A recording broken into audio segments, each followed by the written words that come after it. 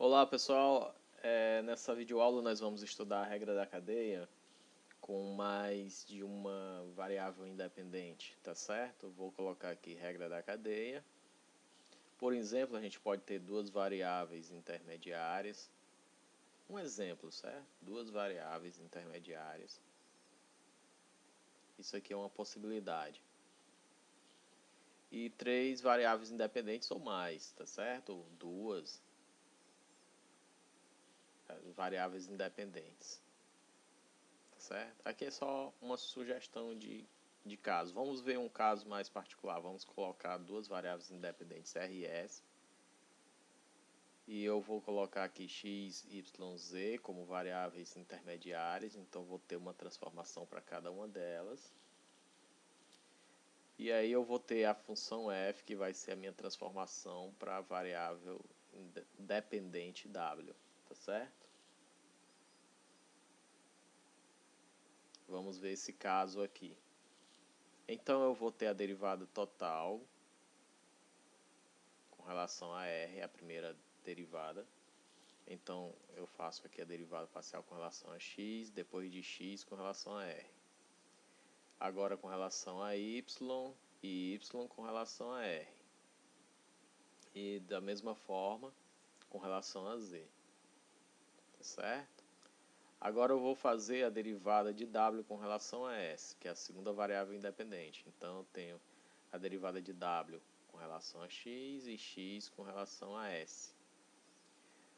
W com relação a y e y com relação a s. Perdão. E a derivada de w com relação a z e derivada de z com relação a s. Ok? Então, aqui no caso a gente tem duas derivadas, uma para cada variável independente. Então, expresse, né? Eu vou colocar aqui um exercício. Expresse, deixe-me ver a derivada de w com relação a r e w com relação a s. Se o nosso w é x mais 2y mais z ao quadrado, que são nossas variáveis intermediárias, e as nossas variáveis intermediárias dependem de rs, dessa forma aqui. Tá certo? O z aqui no caso é 2r. Tudo bem? Então vamos lá, vamos calcular primeiro w com relação a r.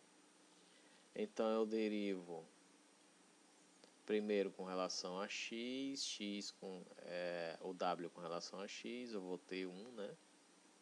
Ó, w com relação a x aqui vai dar 1. E aí eu tenho a derivada de x com relação a r, né? Que vai me dar 1 sobre s. Agora eu vou derivar w com relação a y. Ora, derivando aqui eu vou ter 2, né? E o y com relação a r vai me dar 2r. Não é isso? 2r. Agora eu vou fazer a derivada de w com relação a z. Isso vai me dar 2z. W com relação a z vai me dar 2z, que substituindo vai me dar 2 vezes z, que é 2r. Que é 2r. Então, eu coloco aqui 2r.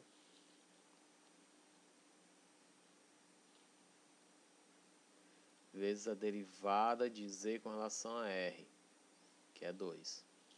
Pronto. Agora vamos dar uma simplificada, né? Eu tenho aqui 1 sobre s. Aqui eu tenho 4r. E aqui eu tenho 8r. Então, a minha derivada é 1 sobre s mais 12r. Ok, tá ótimo. Agora vamos fazer a derivada com relação a s, né? A derivada de w com relação a s. Então vamos lá, eu tenho que derivar w com relação a x, tá certo? Isso vai me dar 1, é a derivada de x, dá 1, o resto dá 0.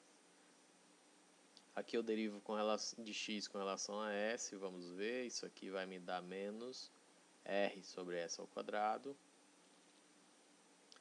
Agora eu vou fazer a derivada de w com relação a y, aqui ó, tá aqui, a gente tem que calcular ele, vai dar 2. E a derivada de y com relação a s, vamos ver, com relação a s, isso aqui vai me dar 1 sobre s. Pronto. Agora vamos para a derivada com relação a z, w com relação a z, isso vai me dar 2z. E o z é 2r.